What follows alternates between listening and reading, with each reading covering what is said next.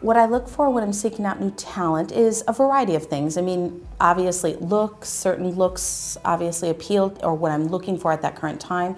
Talent, you know, they obviously have to be great actors. Poise, charm comes into it as well too, you know, how they enter a room and what they do, and once they have that 5 seconds, you hope to God that they can be very engaging. So it's a combination of a few things. When meeting the stars, many of them on High School Musical, since I have quite a few of them, thank God, Corbin actually was a client since he was a young boy and has been doing this for a long time, and came to me from a referral of another agency out of New York, and I want to say he was 8 or 9 years old, and obviously so multi-talented and a triple threat as well, and still to this day unbelievable. Zach actually came to me when he was about 13, 14, and he was referred to me by a drama coach who I represented her children, and she had told me to come down to San Luis Obispo and come see him in a local community play.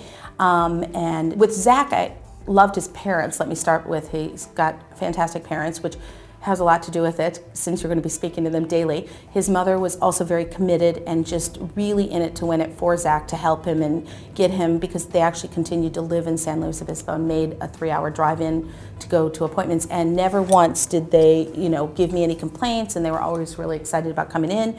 And Zach was just, actually Zach was, you know, a young, little bit of an awkward teenager, to be honest, and then grew into this beautiful young leading man that he is today. But he was just charming and eyes to die for at that point. But, you know, just again, though, still 13, 14, what we all imagine 13, 14-year-olds would look like, he was right there. The transition was always to carry his audience with him. As they grow, he would grow.